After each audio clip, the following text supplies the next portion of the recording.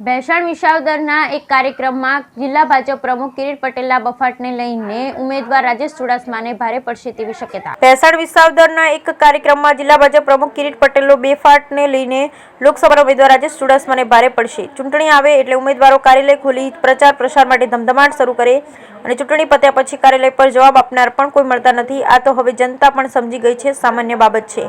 અમે તમને જે વિડીયો બતાવીએ છીએ તે છે વિસાવદર ભાજપના મધ્યસ્થ કાર્યાલય ઉદ્ઘાટન કિરીટ પટેલના બફાટનું। જો કે કિરીટ પટેલે જિલ્લા ભાજપ પ્રમુખ અને પાર્ટીના જવાબદાર ગણાતા હોદ્દેદારો પણ છે, આમ છતાં તેઓ રાજા રાણીની વાત કેવી રીતે કરી કે જેથી તેને માફી માંગવાનો વારો આવ્યો। સાંભળ્યું કે પહેલા રાજાની પટરાણીના કુખેથી જે જન્મે તે રાજા થયો હતો, પણ હવે મતપેટીમાં પેદા થાય છે।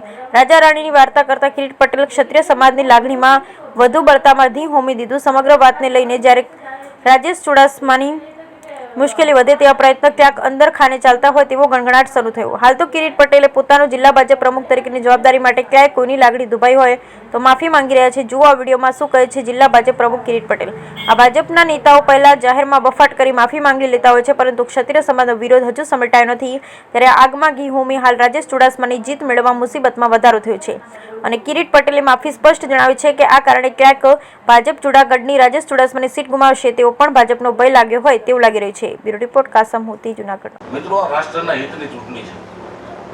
આપ સૌ સમજી શકો કે રાહુલ ગાંધી જેવા નપુંસક વ્યક્તિત્વના હાથમાં દેશની કમર ન સોંપી શકાય।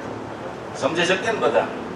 હે તો આલિયા માલિયા જમાલિયા બધા એક કુંડીએ પાણી પીવે છે